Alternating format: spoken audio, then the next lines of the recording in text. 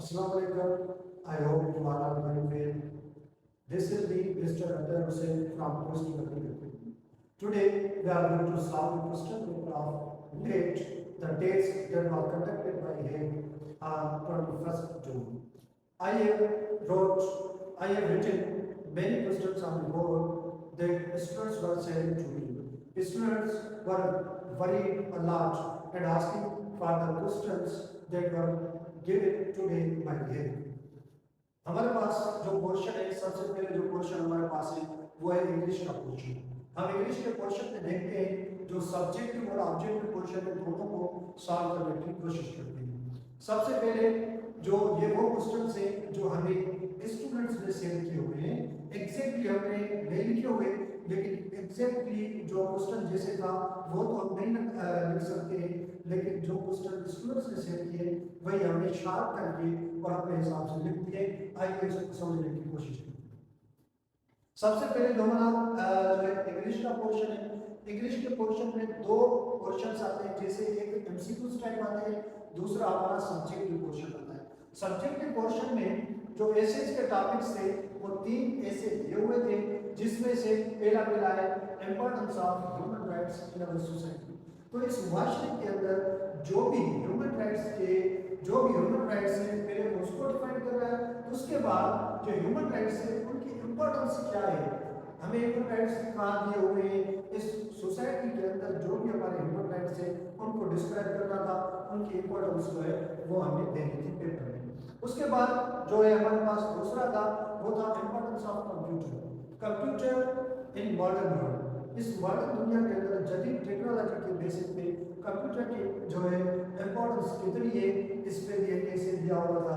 उसके बाद हमारे पास ऐसे था वो था एआई, आर्टिफिशियल इंटेलिजेंस, इस पे ऐसे दिया हुआ था। ये 3 ऐसे होते हैं जिसमें हमने यही बात पर बताया होगा स्टूडेंट्स को कि आपने कोई भी एक अटेम्प्ट करना होता है, ठीक है। इन 3 में से कोई भी एक हमें अटेम्प्ट करना होता है। उसके बाद हमारे पास है पर्सनल स्टेटमेंट, और पर्सनल स्टेटमेंट में एक बहुत अच्छा सा टॉपिक दिया हुआ था जिसमें यह था a moment of life from you have learned lesson. ऐसी मोमेंट लिखनी थी जहां से हमने कुछ जिंदगी के लिए सीखा। देखिए हर इंसान की जिंदगी में ऐसा कोई इंसिडेंट आ जाता है, ऐसा कोई मोमेंट आ जाता है जहां से इंसान कुछ सीखता है और अपनी लाइफ को चेंज करने की कोशिश करता है। ये था हमारा सब्जेक्ट जो है पोर्शन था, उसके हिसाब से जो क्वेश्चंस दिए हुए थे ऐसे और पर्सनल स्टेटमेंट में उसमें से ये थे।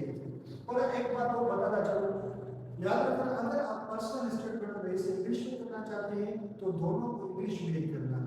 अगर आप इनमें से कोई भी एक उर्दू और दूसरा इंग्लिश में करेंगे तो ये गलत होता है, आप मार्क्स नहीं मिलेगी, आपको मार्क्स नहीं मिलेगी, क्योंकि आपने वहाँ पे मौजूद होता है, वहाँ पेपर में लिखा हुआ होता है कि आप इंग्लिश में करें या उर्दू में, लेकिन दोनों ही आपने एक ही लैंग्वेज में लिखनी होती है।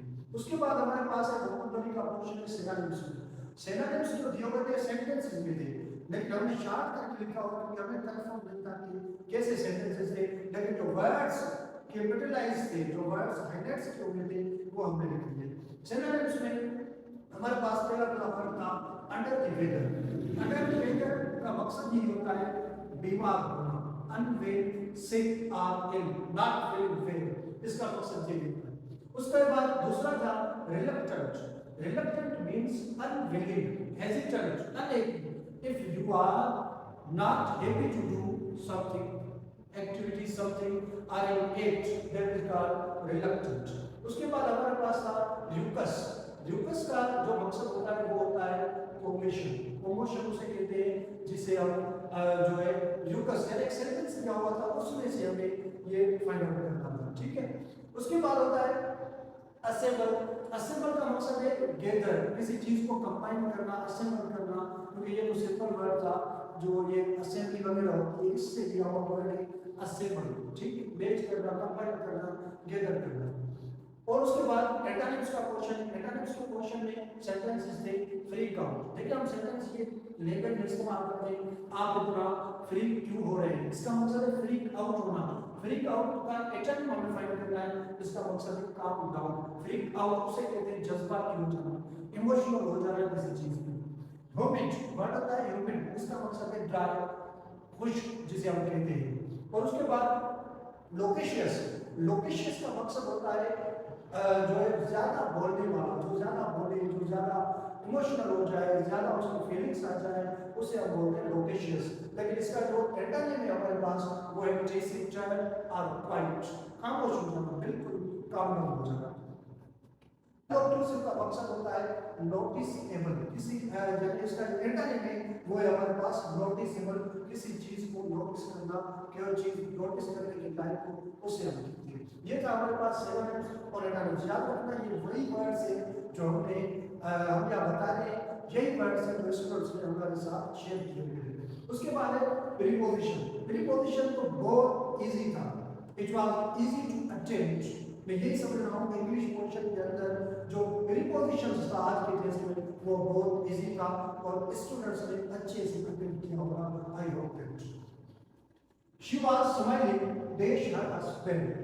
देखिए smiling word laugh, laugh at, smile at, यानी इसका मकसद है इसमें हम क्या करेंगे, स्माइलिंग एट का ऑप्शन पाएंगे, स्माइलिंग एट। उसके बाद दूसरा है we will cooperate dash one another. देखिए word one another takes with, ठीक है, तो हम क्या कर देंगे वन अनदर वर्ड एक तो रेसिप्रोकल प्रोनाउन में आ जाता है, उसके अलावा कोऑपरेट वर्ड जो है वो फिक्स प्रीपोजिशनल इस्तेमाल करता है, जिसके साथ हम क्या इस्तेमाल करेंगे, विथ इस्तेमाल करेंगे। उसके बाद में हम अपील्स, ये ज्यादा कोर्स में ये ज्यादा चीजें जो है हम जब भी पिटीशन फाइल करते हैं या हम जब भी कोई अपील फाइल करते हैं तो हम क्या कहते हैं, appeals to the magistrate, appeal to, ये इसका मकसद होता है और अपील्स टू। उसके बाद है the architect turn renovation old way, turn into होता है, ठीक है, यहां टर्न इनटू होगा।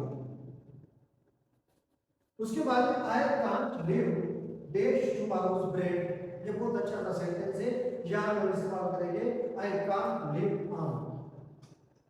उसके बाद आई बिलीव, देखिए I believe at you, I believe at him, ऐसे वर्ड हम सुनते आते हैं, ठीक है, लेकिन यहाँ पे थोड़ा सा मुख्तलिफ है। क्या है, आई बिलीव इन, आई बिलीव इन, यानी यहाँ पे हम क्या इस्तेमाल करेंगे, बिलीव के साथ इन का इस्तेमाल होगा, I believe in free speech.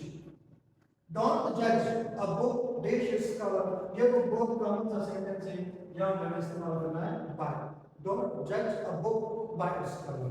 उसके बाद है the runner dash rear didn't qualify, इसका मकसद है जो पीछे था वो क्वालीफाई नहीं कर सका, तो यानी इसके अंदर जो है द रनर एट री, यानी एट का इस्तेमाल होगा यहाँ पे। उसके बाद जो लास्ट है टेक एन एग्जांपल कोटेड, क्योंकि कोटेड में हम क्या इस्तेमाल करते हैं, by, take an example quoted by. तो यानी ये हमारे पास जो आज का इंग्लिश पोर्शन का टेस्ट में आई हो सारे स्टूडेंट्स जो भी थे उन्होंने बहुत अच्छा किया होगा। एक बात लास्ट में आपको बताना चाहता हूँ, हमेशा तैयारी अच्छे से करें और एग्जाम में जाए तो क्वेश्चन पे आप फोकस करें, try to focus on the question. Thanks a lot, हम अगले क्वेश्चन में जाएंगे।